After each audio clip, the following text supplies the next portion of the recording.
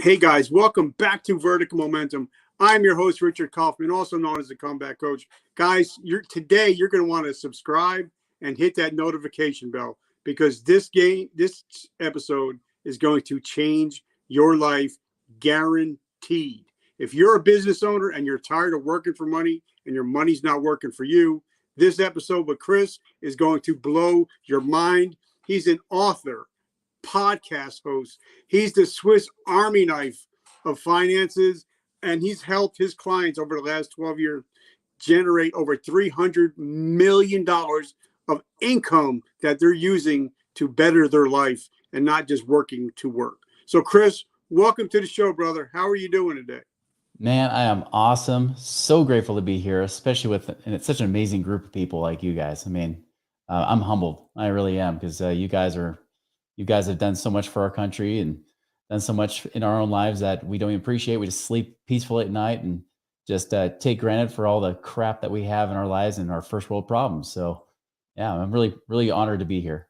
Oh, brother, it's my honor. By the way, if you notice your numbers have gone up in your podcast, it's because I've been listening to every episode. So I take the credit for it all.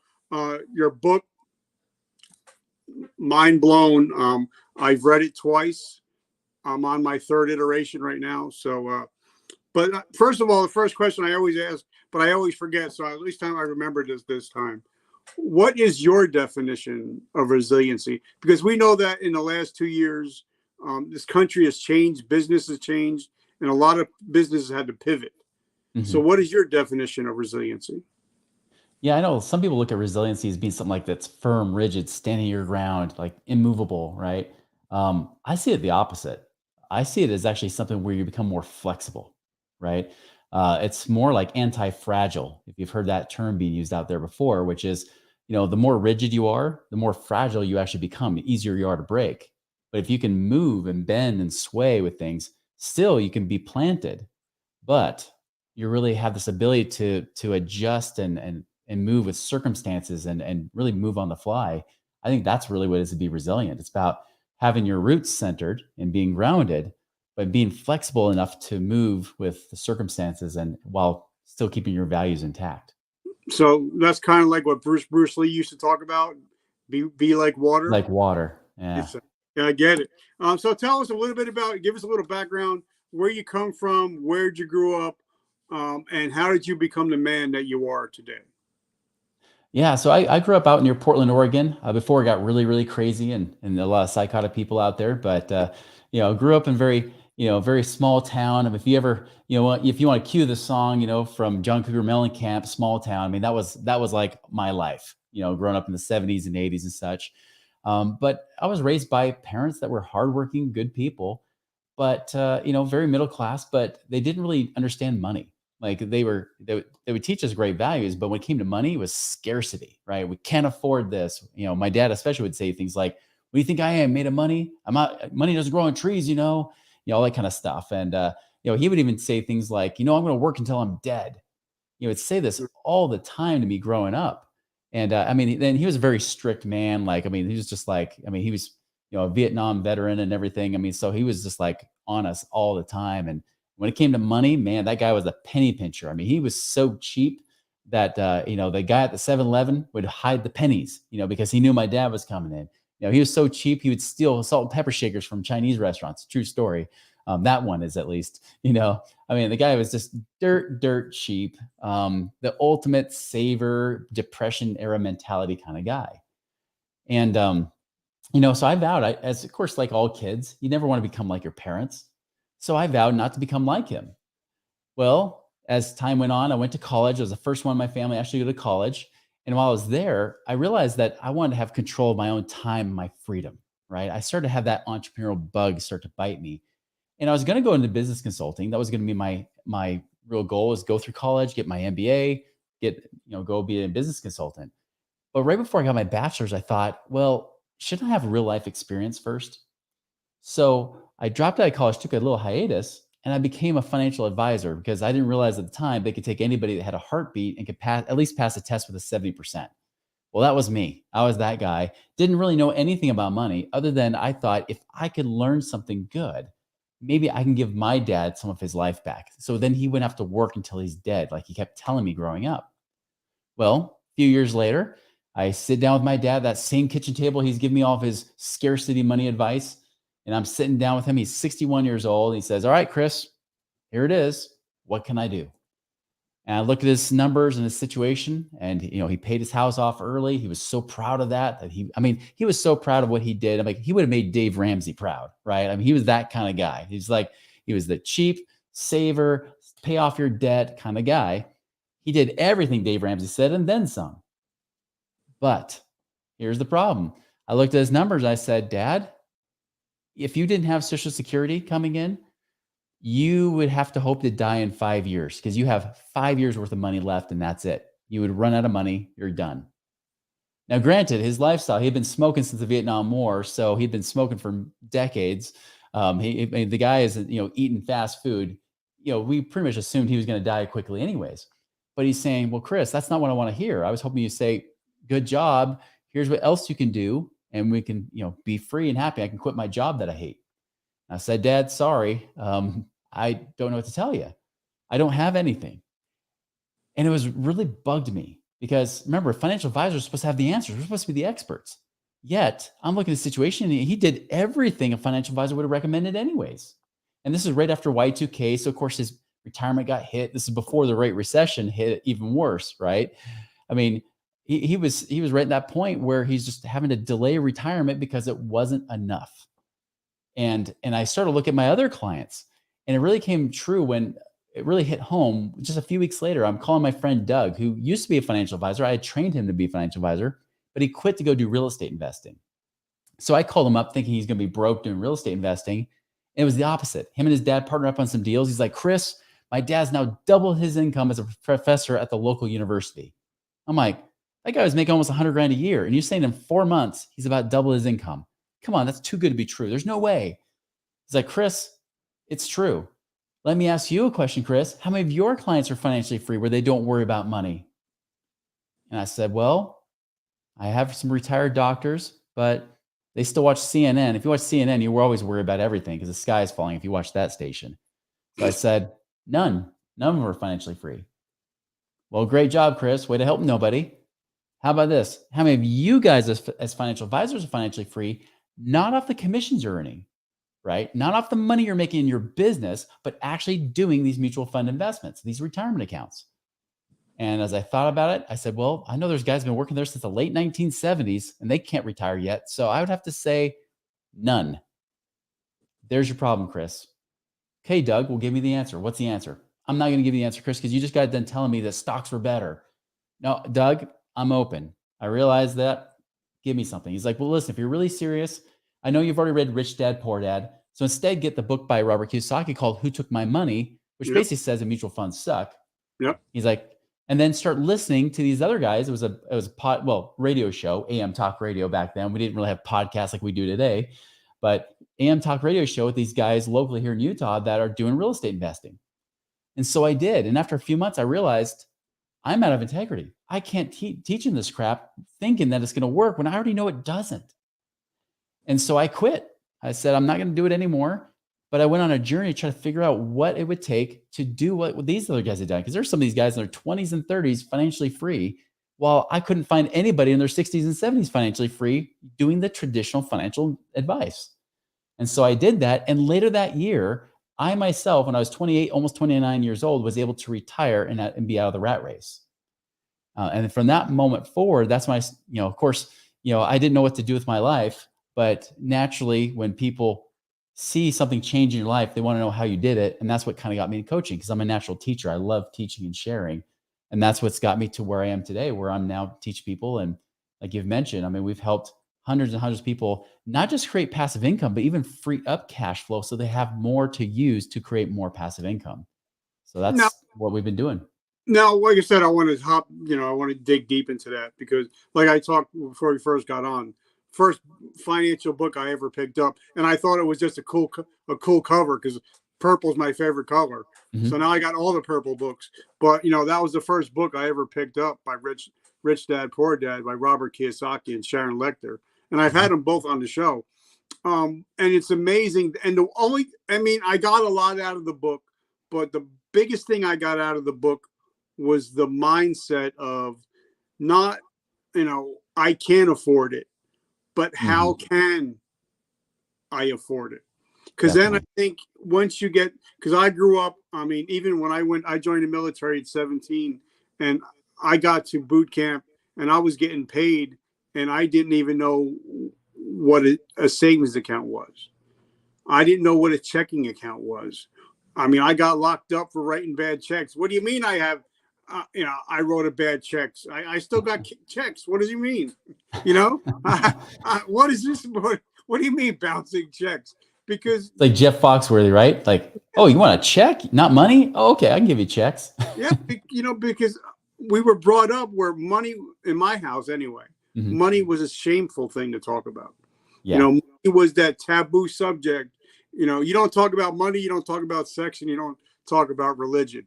Yep. So, but then when I picked up his book and I started thinking, and the thing that really brought it home to me is my mother has a sister, and my mother's sister is very well off.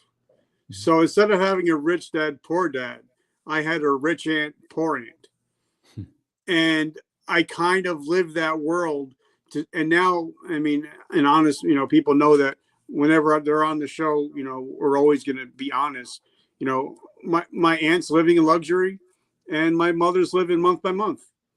And it was all because of the mindset. And so, like I said, I want to give a big shout out to Robert and Sharon. But also, I'm a big guy. I went through Financial Peace University. I think that if we can amalgamate both of them and put them together, like, you have no business investing in anything if you have credit card debt. If you're paying 25% interest and have no money in the bank, you should not be investing in anything except real estate. Correct? So true. So talk to when you get somebody that's on your table, they're like, all right, I want to invest, and you're looking at their numbers. They got 4 car payments.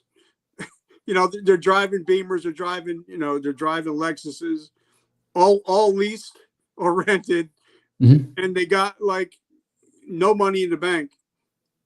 So what do you say to them when you're like, they say, well, I want to start investing. What is it you say because numbers don't lie. When you open up the checking account, the numbers just don't lie. So what do you say to them when you see that and you're like, I don't know. It really depends, because you're right. The mindset is the biggest key piece. There's really 3 money mindsets. There's, of course, scarcity mindset, which is kind of what Financial Peace University unfortunately teaches out of. It's always about lack. There's never enough. My wife was actually a Dave Ramsey instructor for Financial Peace University, and that's why she left, because she said, well, there's an abundant way to teach this. This is all out of scarcity and limits and lack. Now, Kiyosaki talks about abundance, but I've noticed that Kiyosaki, especially lately, he's been more of a gambler's mentality, which is not a good thing either. You got to have a stewardship mentality. That's the real abundant one. The saver mentality is always in scarcity. They can never save enough or pay off debt enough. Spenders, it's always easy come, easy go. They're still in scarcity. But a steward is a perfect blend between the two, kind of like what you're describing, like coming in the middle, right? Stewardship says, how can I make the best use of these dollars, right? How can I make the best use, not just of my money, but my time, my talents, my resources, my God-given abilities? What can I do to use these things in a way that creates more, that I can multiply my blessings, right? It's like the parable of the talents in the Bible. The stewards that actually went and made more with them. And by the way, here's what's interesting. I know Dave Ramsey loves to quote the Bible. Isn't it fascinating that Jesus actually uses an example where 3 servants all go into debt? They actually are indebted to their master. It's not their money. They borrow the money from their master with the charge that they got to pay it back with interest, right? They had to go and make more with it, because the truth is, we're born with nothing, we leave with nothing, everything in between is stewardship. So to take that money, and then the ones that actually went and did something with it, that made money with it, are the ones that were blessed and that were given the reward.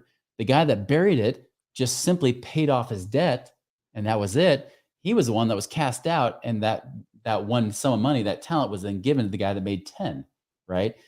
So that's the stewardship mentality you got to have. So with this guy, right, that you had mentioned, this guy that's got these 4 different car loans and everything. Now, if he's got 0 in savings, the first thing's going to be get some dang savings. Like get in the habit of actually having something to start keeping it. Now, again, it's hard to tell based on the numbers because sometimes I've seen people where they might have no savings, but some life event happened, right? Now, if that's the case, great. What's their trajectory? Where are they going? And see how you can guide that trajectory along. But, like you're describing this guy, if he is the kind of guy that's just he's spending what he makes, yeah, he's probably that spender. He's not really saving. Or maybe maybe he is saving. Just so you know, the statistics are, despite what I learned even when I was following Dave Ramsey before, is that the majority of Americans are actually savers, not spenders. Because he would make it seem like, oh, the whole world's spenders, be the few, the proud, the Dave Ramsey followers, right? But the truth is that the savers are actually the majority. You look at 401ks, of the people that are actually qualified to put money in 401ks, 53% of them do. That even includes people like me who hate 401ks, that think they suck, right? And there's lots of our clients that are the same way, that don't contribute to 401ks because we know there's better ways to do it. So that would imply that now we've got people that are more than half that are actually savers. So if this guy is saving in a 401k, I would say, what the heck are you doing? Stop saving that crappy gambling 401k. And especially if there's high interest loans or credit cards, like you said, use that money and pay off all that crap. Like, don't even worry about the 401k. The match doesn't make that difference. That 100% match or 50% match, because most don't do 100 anymore, that match is not a true 50 or 100% return. It only usually long-term adds about 2 to 3% at most. So stop that crap and go do something that actually creates more cash flow now. And then with that cash, get that in your control and use it to instead generate cash flow, not just accumulate money like you've always been taught to squirrel away your money and save up all your nuts for someday where you might even not have it. You end up becoming like my dad and becoming that sad story. No, all right. So before we get on, I want to think about it because I want to really dig deep into this whole concept. I want to thank our sponsors. As you guys know, I came out with my own coffee called Vertical Momentum Coffee. Twice the amount of caffeine, twice the energy. Tastes amazing. Yesterday was nice and cold here, and I got under the blanket and I had my hot cup of coffee, reading a great book. And so if you guys love coffee with a mission, because every pack that I sell, 100% of the proceeds go to help veterans struggling with the same things we're talking about, mental health, financial health, and also homelessness. So if you guys love coffee with a mission, check it out. Also, thank StreamYard. If you guys want to start your own show, StreamYard is giving you a $10 coupon to start your own show. So check it out. And also, I just started a brand new product. The first time I'm ever talking about it on camera. It's called Magic Mind, and it actually helps increase the blood flow to your brain and actually helps focus. So I actually mix it with my coffee. So if you guys are interested in trying to, get a little bit smarter, help with your long-term, short-term memory, just check out that, and I'll leave that below. So guys, thank you for sponsoring the show. But now also, like, I'm a big Grant Cardone guy.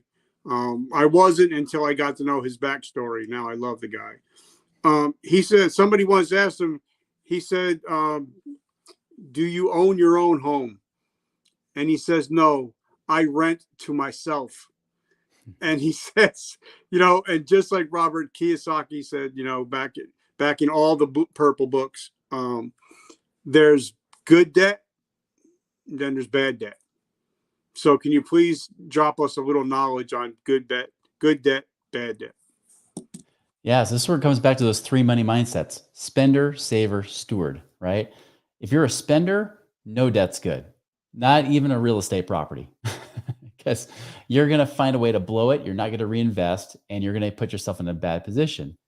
If you're a saver and you're so scared of having debt, that's not good for you either, right? Because you can't control those emotions, and fear, worry, doubts, all that kind of stuff will actually get you to make bad decisions with your money.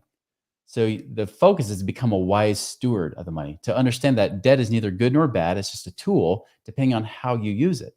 Heck, even having a credit card, even at 25%, could be good depending on how you're using it. Like, for example, now in my case, I'm not talking about some people that have done it for investing. I'm just talking about where I have a Sky Miles card with Delta. It's a higher interest rate than what I'd like to pay.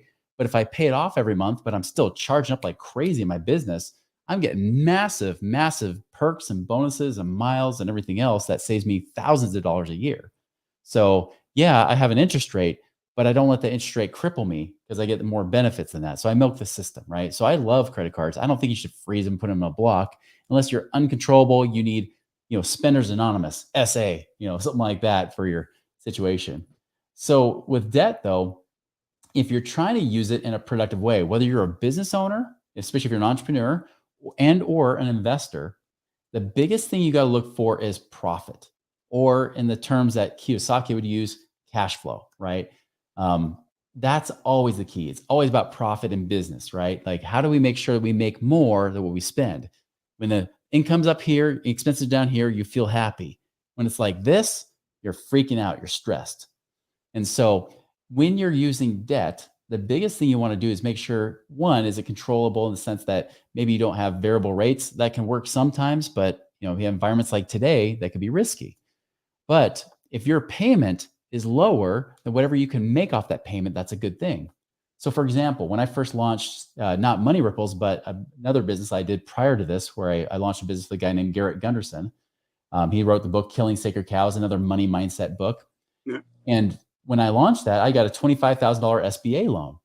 Well, that SBA loan, even if I pulled out all the cash out of the $25,000, which I did, the payment was $130 a month.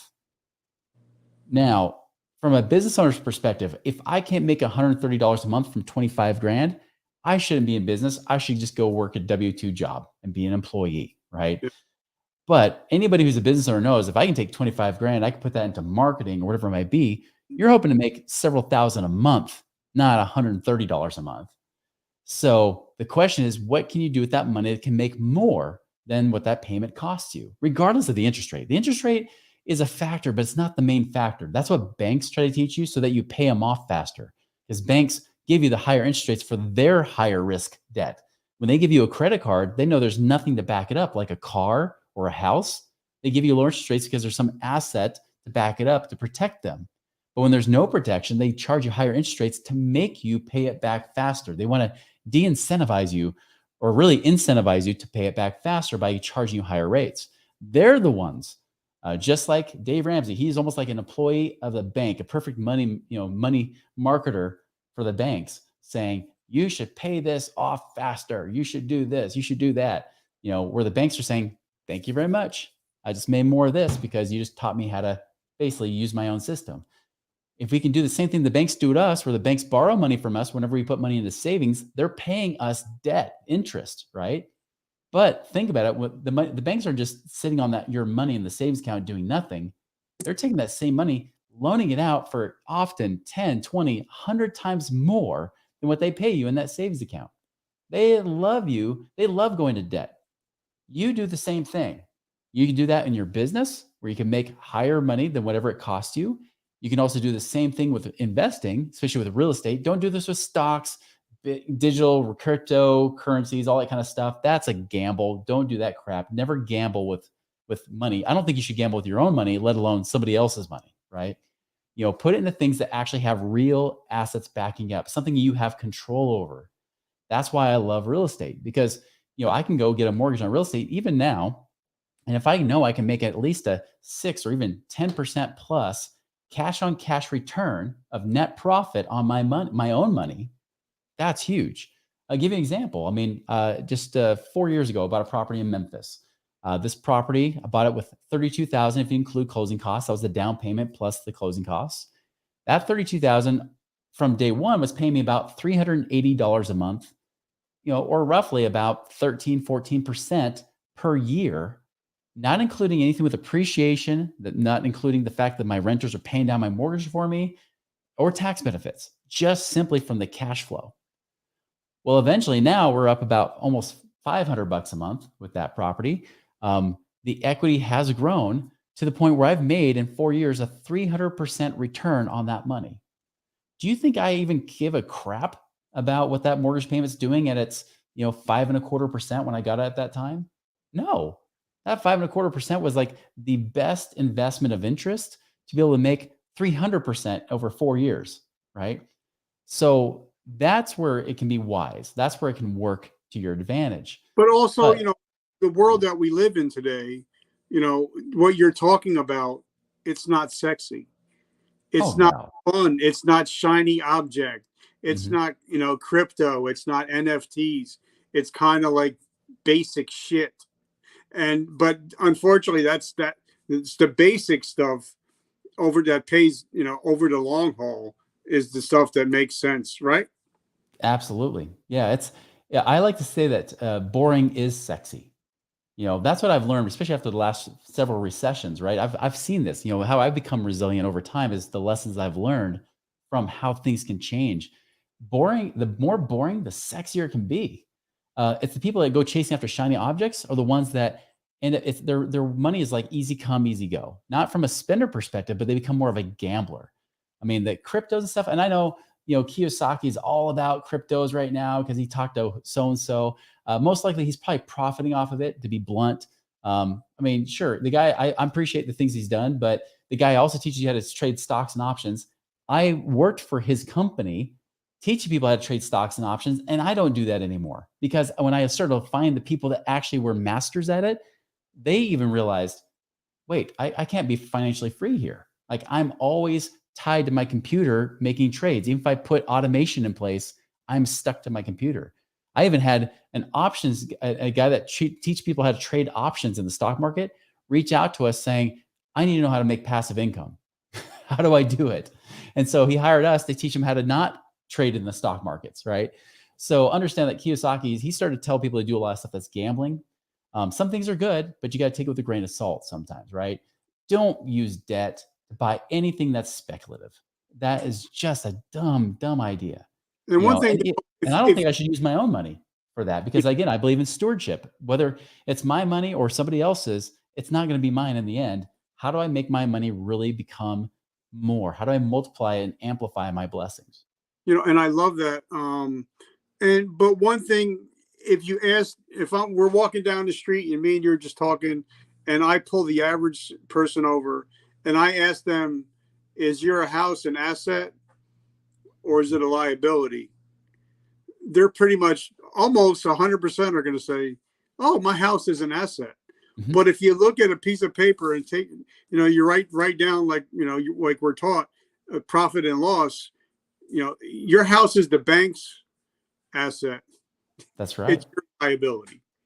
Well, it's And not paying you anything, yeah, right? so if we can get people to start understanding that, but once you start owning, say, a couple house, a house or two, or a duplex or a complex, that's when it becomes an asset. Correct? If it's done right, yeah, I completely agree. And that's the key. Because see, some people will read Rich Dad Poor Dad, and I've talked with a lot of these people because they often will hire us to help them because we actually do the application of Rich Dad Poor Dad with our clients, right? We actually help match them up with deals, find the right vetted investments and things like that. And what happens is that many of them will say, "Well, he said buy real estate, so I went and I bought real estate." Well, okay, well, you just bought it in your backyard. You just bought this property, next door or down the street. And right now, if anybody's in the western half of the United States, I wouldn't buy rentals at all. I live in the western half. I live in Utah now. I wouldn't buy anything in the western half of the United States. Most everything I'm looking at buying rental wise is like Midwest to Southeast. There's way better profits and way non-sexy markets, right? I don't go for the sexy like Phoenix, Arizona, or even like some of the Texas markets as much, or like Tampa, Florida. I'm not looking at those markets because those have been hot, and hot markets are often not good ones if you want to get paid consistently. So I go for the boring stuff. So what happens is most people end up buying what they call an asset, but it's not really. I'll give you an example. I had a client that's down in California. He's got his home and he's got a duplex, right? Both in California. His goal was, he says, in 6 years, if I keep aggressively paying down these mortgages, I'll be debt free. And I said, okay, great. How much would that free per month? And when you take out the tax and insurance, because tax insurance you still have to pay even after it's paid off, when you take that out and you just look at the principal and interest payments, it would only free up $4,200 a month. I said, but look at this. You got this rental property paying you $200 a month net profit. but you have 700,000 of equity in it. 700,000. That means you're making like 0.3%. So even for him, even if it's an asset because it's paying him, it's really not, because he was just planning to buy and hold on to it forever, but the cash flow was barely breaking even. If he has anything go wrong, he loses money on that deal. So I said, sell that property, get the equity out. We do what's a tax-free exchange into other properties, Yeah. where instead of you're making $200 a month, you're making about $6,000 a month in total. And it took him a while because he was married to that. He was married to the philosophy. He's like, but I'll free up $4,200 a month in 6 years because, Dave Ramsey will be proud of me. I said, yeah, but you can make $6,000 a month this year. That's more than $4,200 a month. And if you keep reinvesting that $6,000 a month for the next 6 years, guess what? You'll now be over $100,000 a year of passive income versus just, I freed up $4,200. So And that's also, the big difference. like you're talking about with that, with the exchange, you also get, favorable taxes, stuff favorable on your taxes that you might not pay, capital gains on stuff like, if you do it right, if you do it the right and legal way, guys. We're talking legal and the right way. We're not talking, smoking mirrors and all that stuff. Right. But now let me ask you a question. Like I said, my perfect avatar is a guy like me. It's, guy gets out of the military, either 20 years or even just a couple years. You get out and you're like, okay, now what? Because when you're in the military, you get, servicemen's group life insurance. You get all the pay stuff that they give you. But once you hit the streets, you're ass out. You're on your own. And sometimes you're, sometime a little bit long in the tooth like me, and you're hit your 40, now you're 40 years old and you don't have a pot to piss in or a window to throw it out of. So what do you say to a person that's like me, either a veteran, first responder, or even a regular Joe Schmo that is starting over at the age of 40? What do you say to them? It depends on their situation. If you're starting, if you have like no assets, the best thing is try to figure out what your strengths and abilities and your passions are and align those in a way that serves other people, that creates value for other people. One of the key things I learned before I became financially independent was, and this is something I learned from those guys that were investors, they would always teach the principle that dollars follow value, right? I used to believe that money, you had to make money to make money, right? Or you had to have money to make money. And although that can be true, the truth is that we all started somewhere broke. I mean, we all were high school or college students that had no money. Now, I'm sorry to interrupt. What was it? Dollars follow value. I'm writing it down. That's why. Yeah, dollars follow value. Like the more value you create for somebody, the more dollars it can come back, right? The more you serve or solve problems for people, the more you can justify getting paid. And that's the same true whenever you get a job. Obviously, the more valuable they see you in that job, the more they're willing to pay you, right? And definitely as an entrepreneur, if you decide to go the entrepreneur path, that should be your focus is how can I deliver the highest amount of value for the people that I'm serving? And even better yet, if you're trying to make a lot of money, highest amount of value for the most number of people, right? And that's what you should be focused on. How do I deliver value in a way that they want to exchange money to have that in their life? Because they know that they're better having me in their life than not at all. And that's really all we do even with our kind of clients, right? Is that we want to make sure that they have assets to invest so they make more than what they pay us within the first year. They got to make at least double, right? That's the key, is that dollars have to follow that value you're given. You want to make sure you're delivering more value than what you're receiving in exchange. And that's how you create that perfect win-win. This is the way the society always should be. And really, even capitalism, true capitalism operates under this premise, right? Is that there's self-interest and that we all know that if we want more money to come back, we got to create more value. We got to solve problems or serve people in a way that money comes back. So if you're just starting out, you're not sure what to do with your life, find out what your strengths are, your unique abilities, the combination of, and how can you take those, combine them with your passions that you have in life and find a way to combine them together to serve more people, right? That's number one. Now, if you're like some of the guys I've spoken with, like we have a client right now, Dan Marker. We just had him on our podcast for the second time just this fall. He came on because, he had a nice government, pension. He was the 4th ranking colonel in the state of California National Guard. And so he came out, he had a nice little retirement account. But when you looked at the number, he said, Chris, I've got $1 million here. But if I go off of traditional financial advice that my advisor is telling me, I can only pull out 3% a year. That's 30 grand a year. I'm a millionaire, supposedly, but I can only live on 30,000 a year. That's not a life, especially in California. And so we ended up getting him to redeploy money elsewhere. And now he's netting over 11,000 a month, doing things away from the stock market, buying actual real assets like in real estate. He's got some oil and gas investments that are paying him consistently and stuff. And now he's basically now working kind of like in the contractor private environment, just part-time, doing whatever he loves to do. Even my last episode, he was actually out there near was it Truckee, like out in the mountains of California, doing our interview right out of his car, pretty much, just enjoying life, and that's the kind of freedom that you want. So you've got assets. The real question is how do we identify those assets, and how do we get those assets to start paying you now versus trying to accumulate or do something with them? Could they actually start helping create cash flow? And I'll tell you, even if you want to be like, many people don't want to just retire and sit on a front porch drinking crappy country time lemonade, right? We don't want to just sit there and do nothing. We want to do something with our lives, something that has purpose and meaning.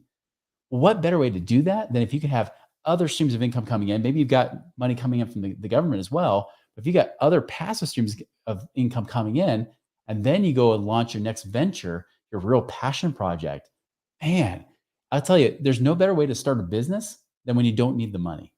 Because when you don't need the money, now it's one thing to be lackadaisical, but if you're hungry because of passion, like you're on a mission, you want to do something, but you don't need the money, it puts you in a completely different place. Because I'll tell you, I call it business breath. When you know this, whenever you go to networking events, right, and they're throwing cards at you, they don't hardly tell you your name, and their cards are giving you paper cuts. You're like, crap! Like, what'd you just do to me? Like, take my card, call me, send me referrals. I don't even know you. Why would I do that? What kind of value have you provided that I would want to do that? But they do it because they're so desperate for money, and you never want to send them referrals. You actually work 4 or 5 times harder than the person who's not desperate for money, that's relaxed, says, listen, I can create massive value for you in your life. I know I can. Let's see if it makes sense for me to serve you and for us to make an exchange here. And you come from a place of power, not from a place of weakness and desperation. Man, you'll make so much more money when you don't need it. It's like Harry Potter. You ever watched, you ever read the books, or the first Harry Potter movie when he has the Sorcerer's Stone and he finds it in his pocket, but Voldemort couldn't get it because he wanted it so bad. And that was the trick with the mirror, is he couldn't get it unless you didn't want it. That's the same thing with money. It's when you don't really need the money, when you're not desperate for it, that's when everybody wants to pay you. But when you're desperate for it, no one wants to pay you. And one thing I wanted to talk a little bit about. I was playing poker with a billionaire a little while ago, and he owns the largest timeshare company in Florida. And we're playing poker, and we're just sitting there bullshitting. And I looked at him, and I said, what is the difference between you as a billionaire and the waiter that's picking up our drinks? I said, what is the difference? Mm-hmm. And he said, our vocabulary is different. And I was like, what do you mean? He says, because the average person, they don't talk about assets or liabilities. They don't talk about, appreciation, depreciation. That's what rich people do. That's what rich people talk about. So he said, if you change your vocabulary, you change your life. Do you agree? Sure. I would agree. Yeah. I'm not a billionaire, so I can't do that. I'm only in the multimillionaire phase, right? But I will say this. I've definitely seen that to be true. In fact, I know, so as I surround myself with guys that are like me, the more we got into the millions and we created freedom for ourselves, the more we started talking about, well, really the less we started talking about ourselves. It's often people that are trying to start out, they're trying to make a lot of money, they talk about themselves so much, but our focus became more about quality of life, not just quantity of stuff. And some people could argue, say, yeah, but that's because you don't need the money. I need the money. Okay, that's a good argument. But I'll tell you, for me personally, and this wasn't true for all these guys, some of them had to find out later on. But for me, even when I was broke, when I started changing my conversations about creating value, right? Even when the money wasn't showing up yet, and when I started changing conversations, having these type of conversations like we're having right now, I had these conversations 15 years ago. You know, I have a little bit more wisdom and experience behind it today, but those conversations are what led me to where I am today. And I was able to have more of a quality of life to come with the money as well, where some of these guys were really good hustlers, they're really good salespeople. They made millions of dollars in their businesses and then later on realized they had nothing. So here's the great thing is that when we're talking about these kind of riches, right? There's more riches than just the money. It's about creating a massive quality of life, a great quality of life for your family. Your health is a huge aspect of your quality of life. Many people will sacrifice that for money. Not cool. Just like they'll sacrifice their families or their key relationships. You can have it all. You really can. You can actually have money and have a great marriage and have cool kids and have great health. You can have everything, that you really want. You have a great spiritual life, right? You can have all of these things and money. But unfortunately, most people, if they're in the broke conversations, believe they have to just get out of survival and just make money, and then they can focus on that quality of life. I'm here to tell you, you can do the opposite. You can focus on all the other areas outside of money and also change your conversation around money too, and have a greater quality of life across the board. And I totally agree. And I had David Meltzer on here. Everybody knows David Meltzer. And he said, at 29, I was worth $100 million. Mhm. And my wife told me one day, as she seeing me at pictures in the Grammys, that it was either her or hanging out with Lil Jon at the Grammys. So I bankrupted my business and I had to start over. He says, but now my company that I'm partners with, Warren Moon, is worth $20 billion. I have a great family. I have a great relationship. He said, the difference is now is I prioritize my family. I prioritize. A lot of people talk about blocking time, which I'm a big believer in. He said, but a lot of people, they block in time for meetings, but they forget to block in that time to call their mom.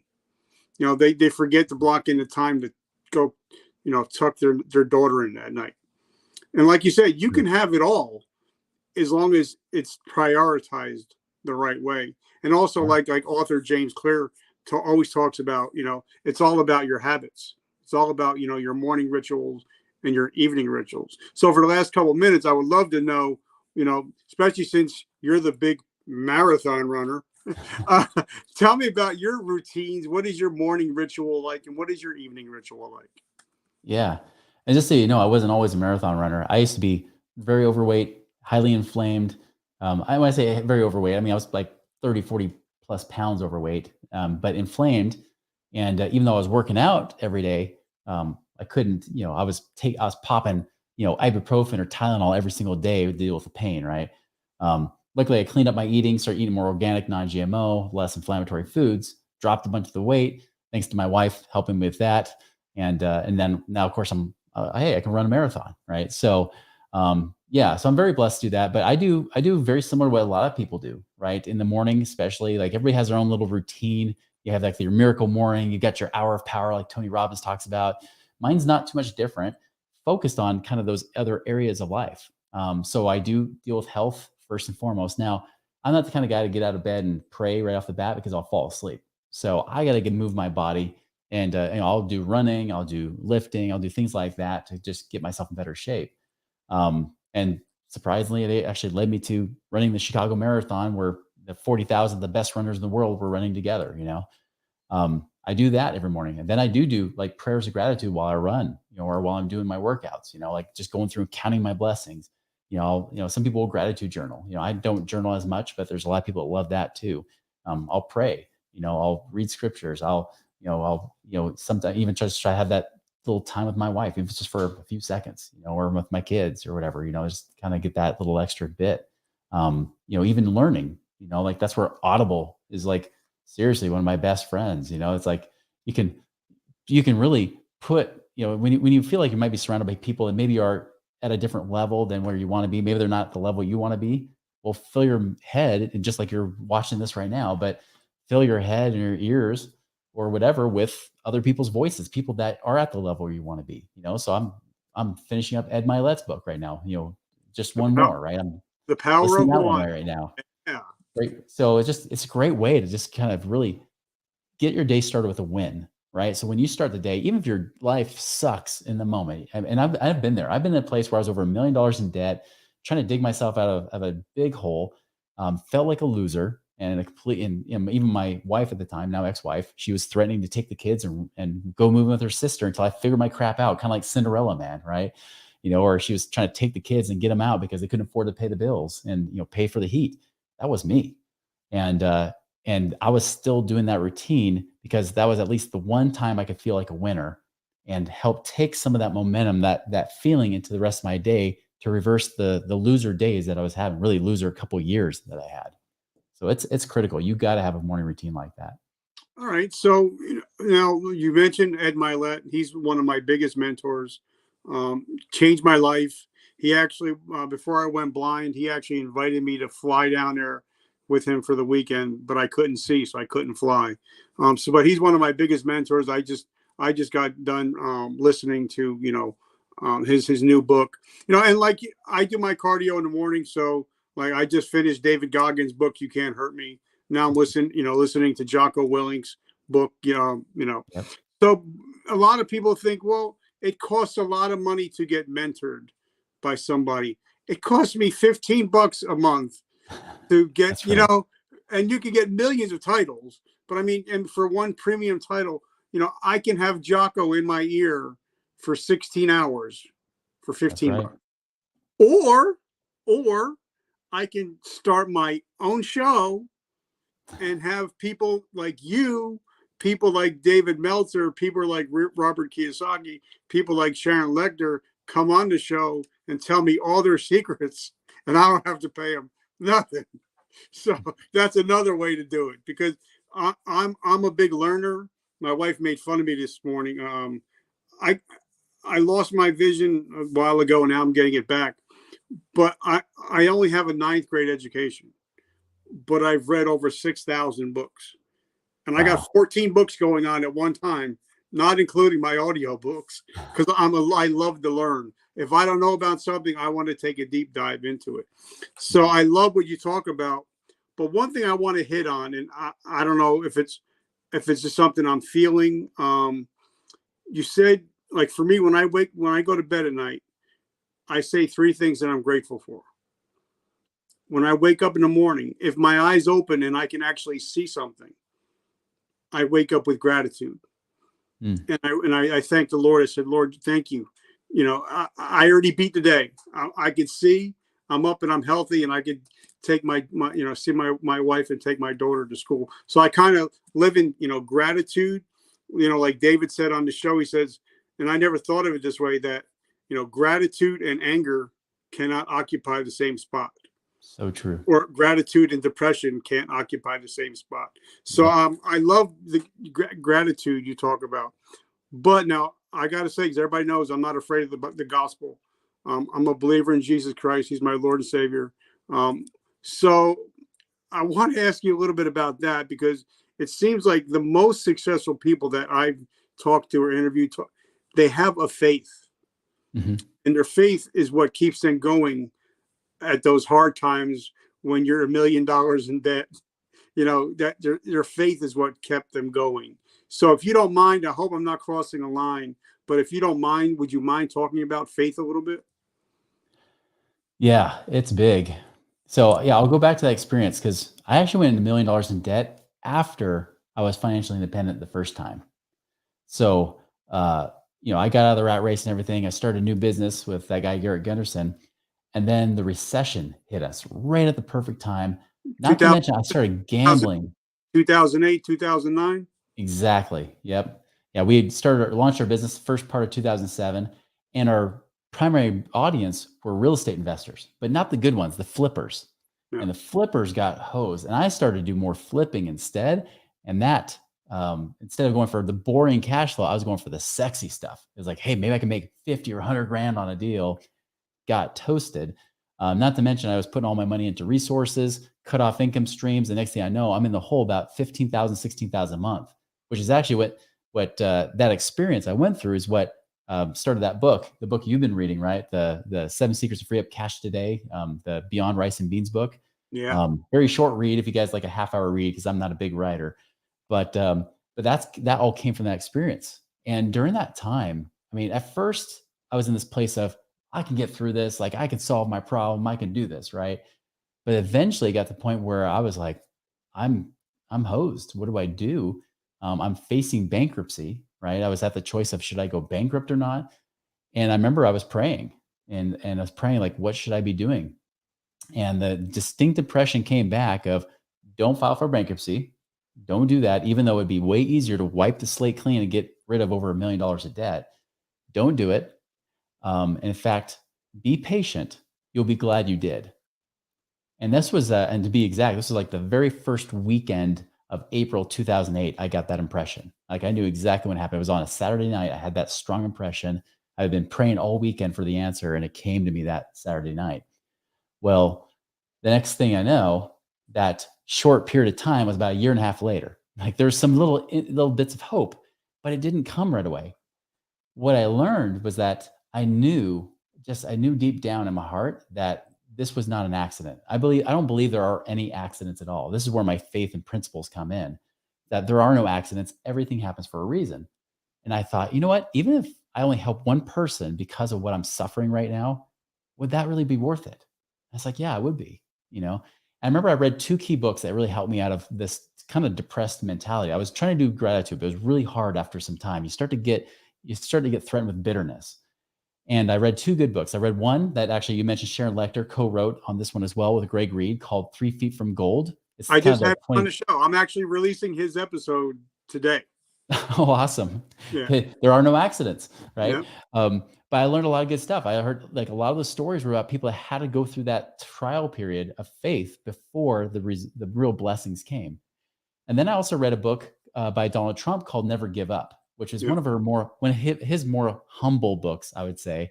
Not as humble, but not as braggadocious as he usually is. But in that book, I mean, one thing that caught my attention was he would say the same thing. He would say, even if there was 20 negative things, he would focus on the one positive. And that's what I would do. I started, like, there were some days it was like, kind of like you waking up saying, well, at least I can see, I can breathe, I'm alive. Even my life looks like crap right now. That's going on. But I'll tell you, like, here's the key thing that happened to me. This was in August of 2009. I remember I was praying again, and I remember just feeling like something was going to turn around for me finally. And it was at the point where I got this place of surrender, where I just got to a point. I remember telling, my Heavenly Father, I just said, I don't care if this takes me 20 years to get out of this or 20 days, like, whatever it is, I know what's true. I know what the real principles are. I know what works, like, including dollars follow value, right? And those kind of principles, and even just, treat people like you want to be treated, or even better than you want to be treated, like the whole golden or platinum rule. I know all those things. I'm going to keep doing that, even if it takes forever to get out of this hole, because I know it's going to work eventually. It has to. These are eternal principles. They always work. And it was in that moment, I was like, I know it's going to happen. That point of surrender, that I could feel things turning around.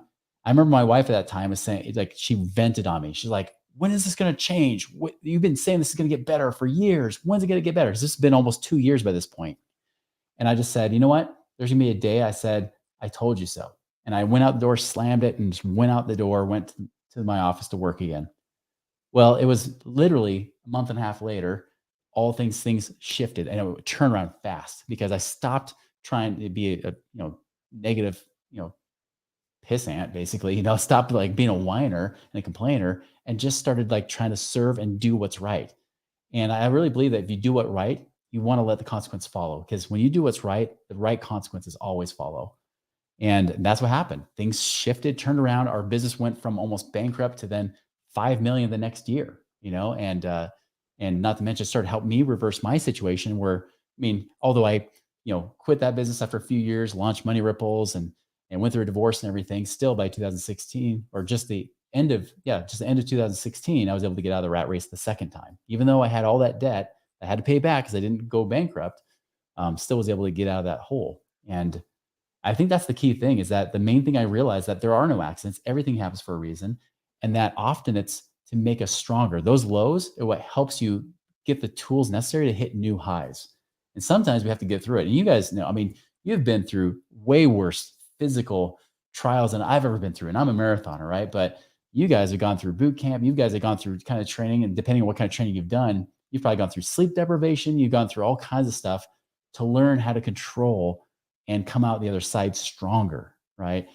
And that's true here too. Life is no different. It's just a matter of sticking to what you know is true, following that, and every time the Lord will bless you accordingly. I love it. Okay, so the last couple of questions I have, and because it's you, I'm going to ask you an extra question, just because it's you and you're that damn special. I had Iron Chef Simon Majumdar on here last year, and he says, Rich, did you know that during the what we're going through now in the United States, we've lost over 100,000 restaurants have closed. And he said, think of how many families are driving Uber, driving DoorDash, just trying to put food on their tables. Yeah. So so I took that and I'm using that as a, if somebody out there, because if you tell somebody in American to do something in 7 days, we're so busy, we're never going to get a chance to do it. But if somebody's listening to our episode now and we ask them to do something in 24 hours, they're more likely to take that and run with it. So I'm going to ask you a two-pronged question. If there's somebody right now that is struggling with their business, what can they do in the next 24 hours to start to see some clarity? And the second question, and I think the most important question, is I believe that if you don't feel close to God, you're the one that moved. He's always there. So if there's somebody out there that's listening to us, because I feel that there's somebody out there that's suffering. If there's somebody out there that wants to get close to him, wants to find some peace and serenity in their life, what can they do in the next 24 hours to try to find some peace? Ask him. Ask your Heavenly Father. Ask, what's your next step? That's all you have to ask. What is my next step? And that's going to be a different answer for everybody.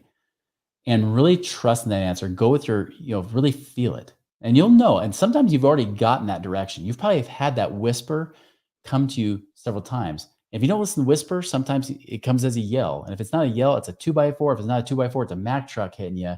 Eventually, you're going to get the message, right? But there's probably something you've already felt that you need to be doing that maybe you're not. Do that. Do that thing.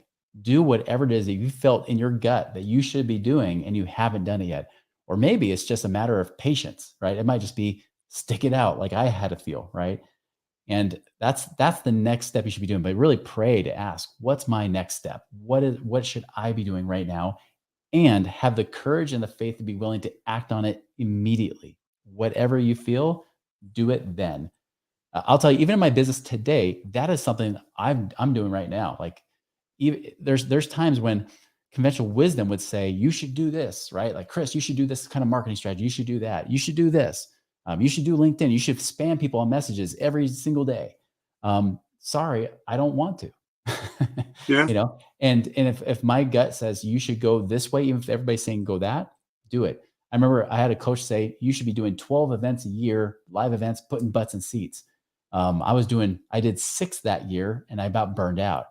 I prayed, I started feeling it, and the prompting came to do less events. So I did 3 the next year, not 6. I did 3. I didn't even do 12 like she asked. I did 3. Went against my coach, and my business more than doubled the next year, despite having less events. That's the power of it. It's like when you follow that voice, that whisper, that is when things work in your favor. It's when you fight it. You try to go against it because your brain tries to go somewhere, or some other voices in the world try to tell you to go a certain way. That's when you lose. Follow the voice, follow that prompting. All right, Chris, one of my best friends says, I have $27,000. What should I do with it? if you're not already getting educated, I mean, obviously education is key, right? I mean, that's a great way to start. If you're trying to find out what to do with the money, get educated, pay at least even a piece of that to get more of that education. Obviously, you can get a lot on YouTube. You can get a lot of information free. Even on our Money Ripples YouTube channel, we give a lot of information for free. But I'll say this, for a lot of people, some people say, hey, I'm starting to save money. What do I do? Because if it's not at least $100,000, don't even worry about investing right now. That's not your worry. You should start worrying about really building it up, finding ways to create value so you can build that money up faster. One strategy you can use, and this is a way you can get your money to actually pay you twice, is you can actually do what's called infinite banking. I use a method specifically called max ROI infinite banking because there's infinite banking that costs too much. Really what that is a tax-free supercharged savings account. Pays way better than 0.0% at the bank, and it's tax-free, and it's protected from lawsuits and creditors as well in most states. So this is something you actually use with a whole life insurance policy, but don't buy the plain old vanilla crap that they try to sell you. You really want specific stuff on that. So you can actually take that money, use it, get it in there. And then of course you can actually get a line of credit against that money, just like we talked about using debt as leverage at a lower interest rate than what you're earning on that money at the same time. So they're paying you more money in that life insurance than what you're borrowing it for. You make a spread on that money. And then you also can use that to go and invest, making money in two places at the same time. So even if you made 10% on that investment, well, guess what? Now you can add an extra 1 or 2% more just because you use the life insurance instead of just using your bank account.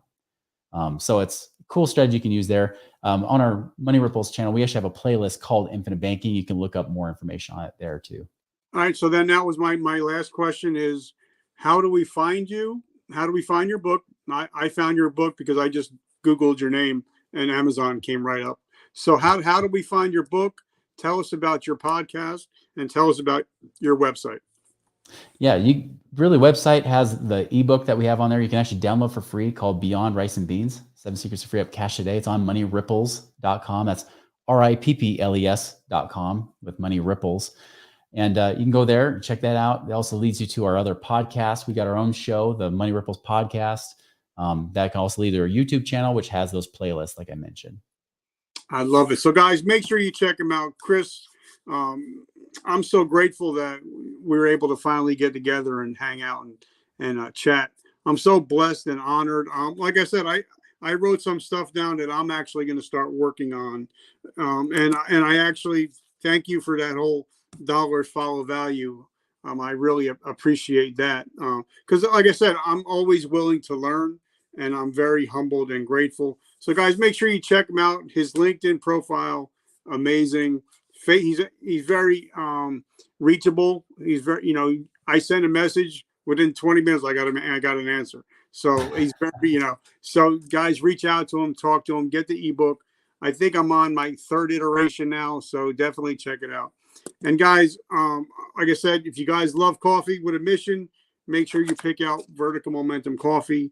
And if you want to have your own show on StreamYard, they'll actually throw you some cash, let you start out. Chris, brother, I'm so grateful and humbled. And now I'm grateful to know that not only are you a friend, but you're a brother in Christ. Thank you so much, Richard. Really appreciate being on. It's been such an honor to be with you guys today. All right, guys. So remember, something that Booker T. Washington says that Oprah talks about all the time. The best way to help yourself is to help somebody else. So guys, like my t-shirt says, today I decide. Guys, you can decide whether you become a victim or a victor today. So make sure you subscribe to the show. Make sure you leave a comment because every day we're bringing value like this and it's always free. Guys, have an amazing week. And remember, vertical momentum, the only way to go is but up. Chris, have an amazing week, brother. God bless you. You too. Thanks.